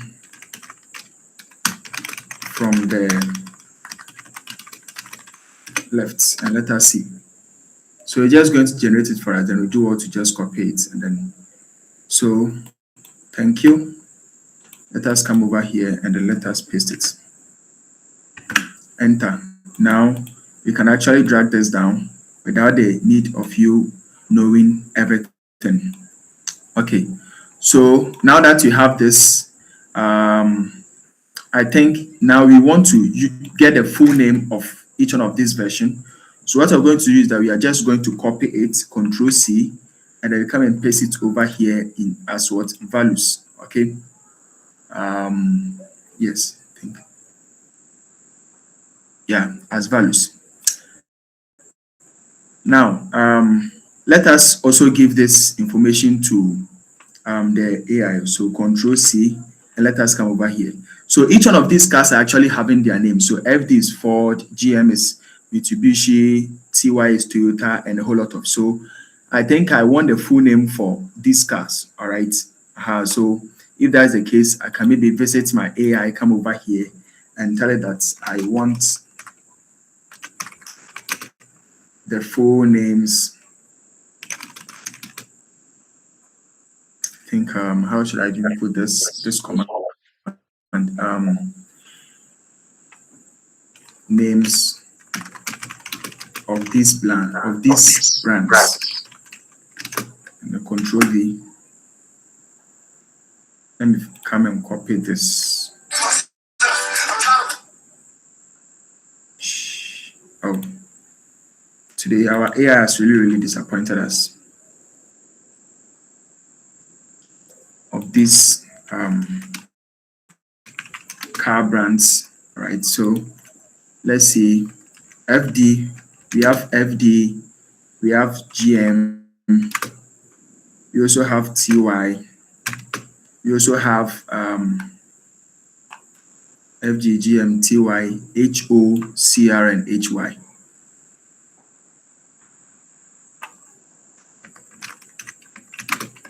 CY and HY. Okay. So let it just give to us and let us tell it that. So we have for General Motors. Oh, okay. Thank you very much. All right. So I want us to tell the AI that now I'm having this over here in that of the column F, and I want its full name to relatively occur in that of the column G. So I have these codes in the column F, and want its full names to appear relatively in the column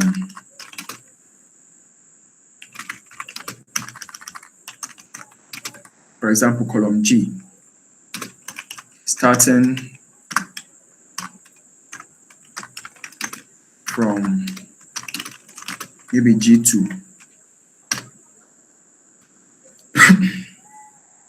Okay, so this is just a very simple JavaScript that it has generated for us.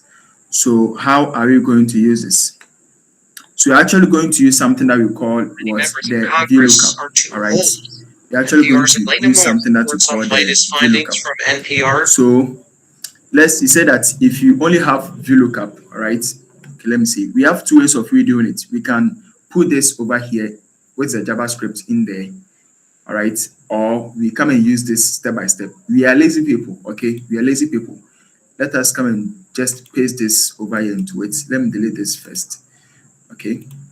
We are all lazy people. We just have one the smart way of doing stuff. So it's JavaScript.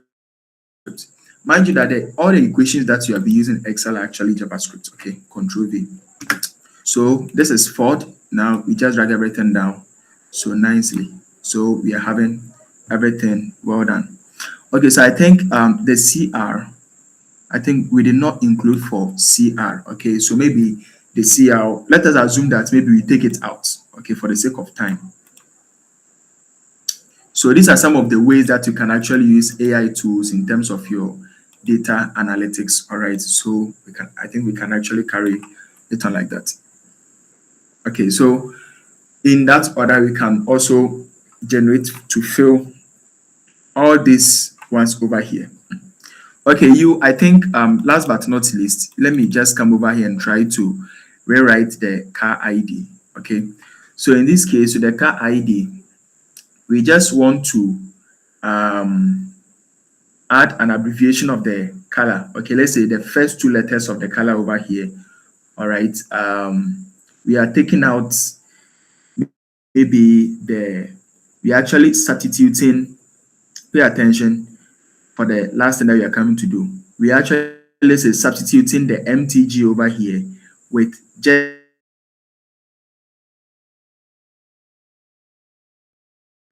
the column C. So if it is, let's say, Ford, we have Ford 06BL001. That's we are taking off the which is the car brand out of it, and we are replacing it with that of the color to generate our new ID. So that's what you're also coming to do. So please listen. All what I'm doing, I'm trying to tell you something that nowadays, in terms of the data analytics, everything is very simple. Okay, so do well to know how to prompt your AI, and then you also take it from there. Last but not least, after that, I'll give you some software that are very good in giving prompt to artificial intelligence. So let's proceed. So last but not least, we are having this. Okay, so let's come over here now. I have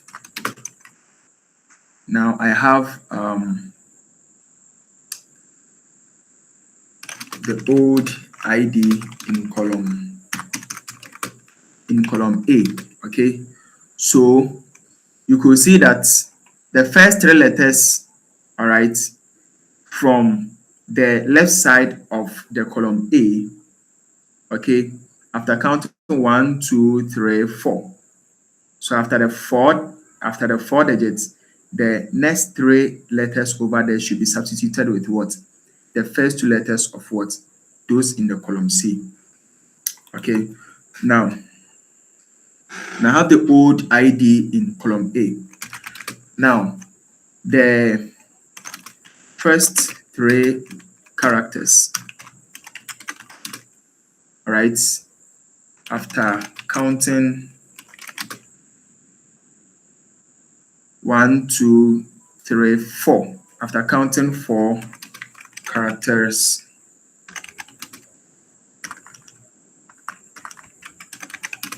in column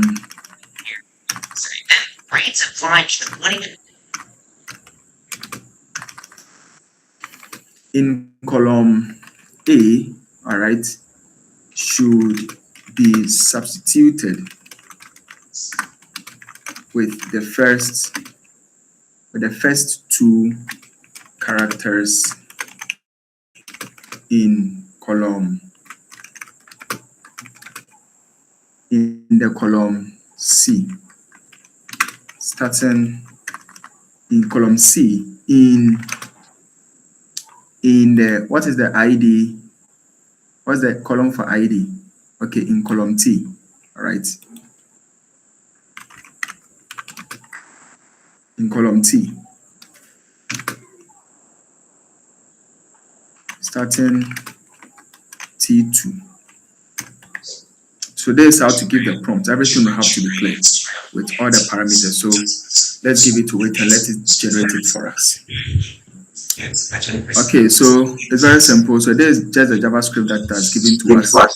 So or else you can use this step by step. But as lazy people, we copy this and then we come over here to paste it. Okay, let us go to our column T. It's our new ID. Control V. Let's paste it. Enter. Everything is being regenerated for us, as you can see. Then you just drag it down. So neat and so nice. Thank you. So these are some of these are the updates that we actually have when it comes to the applications of artificial intelligence in terms of what data analytics. Everything over here is now being generated with the aid of what data analytics. You don't necessarily have to know the Excel formula before you can actually apply for a job. All what you need is that you should get the good AI tools for it. All right. So on that note, the last but not least, that I'm going to give you some AI tools that you can actually be using them for good prompts. So I'm going to present you first of all with this AI tool. Let me start with this. Number one. When it comes to prompting, all right, giving prompts. Let me check over here very well. When it comes to writing, if you want to write your assignment and stuff, don't go and use ChatGPT. Come and use Cloudy. Okay, so this, for example, this document over was generated for me by Cloudy. All right, as you can see, very, very nice. I wasn't the one who typed it. It was Cloudy who generated it for me with a good prompt.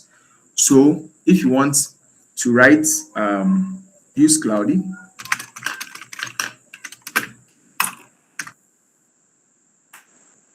If you want to write, use Cloudy. If you want to research, make sure you write this down. Use Grok.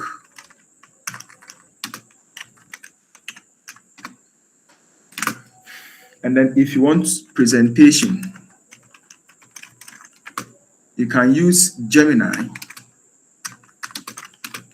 Use maybe Cloudy for content.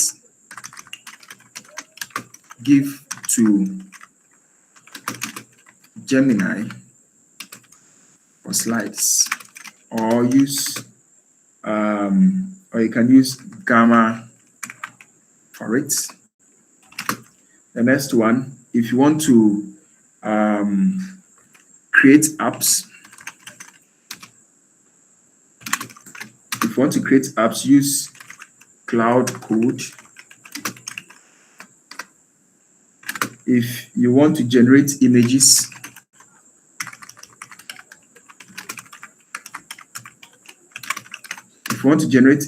use Nano Banana.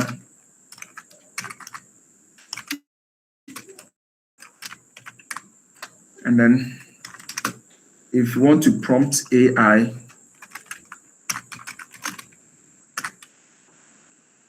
use Whisper Flow.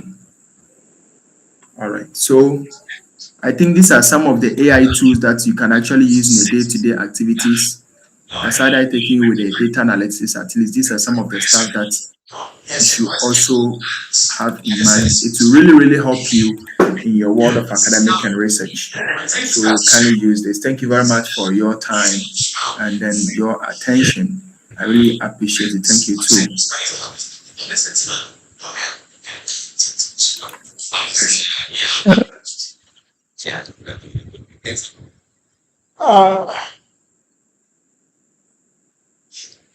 Thank you so much for the session. Please, are there any questions?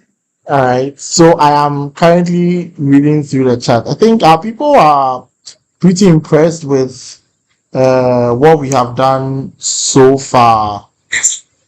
Wow. Wow. Wow. I would like to see us giving a round of applause in the section. I would like to see us giving a round of applause. So, Bet, we are very, very glad to have you here. We are very, very glad you could have been here. We would be reaching out, if possible, to get if you would hand over your slides to get the slides. We'll be very, very, very glad to have your slides. Thank you very much. And I'd like to say that people in the chat, our president will be reaching out with the code for today's class, um, the attendance registration, everything. It will be sent to you guys in the group. The lecture slides will be sent. Yesterday, we told you guys we'll provide you the APK for starter. So all of you should be expecting it in the group tomorrow. So yes, Philip said he really enjoyed the class. We really don't have a lot of questions in the chat. No question at all. So as it stands, after this call ends, you can go back and watch the whole session again because it will be straightly posted on YouTube.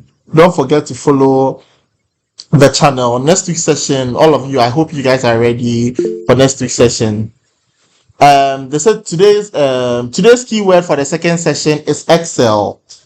The keyword for the second session is Excel. The keyword for the second section is Excel. You follow SBI on all social media platforms. If you are not on KUSC campus, you can go on the SBI website to get the information about your executives on your campus.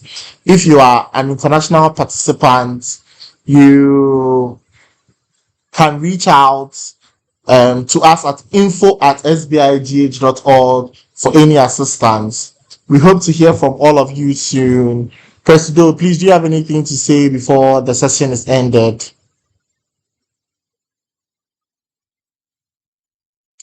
Presido, do you have anything to tell us before the session is ended? All right. Yes, data game master the data set to be provided for you. We'll provide you guys with data sets for you guys to use to do your practicals. Don't worry, we'll provide you with data sets for you to use. As it stands, we have had a strong heading to almost 2.5 hours. I hope to see all of you next week. Have a great evening. Bye.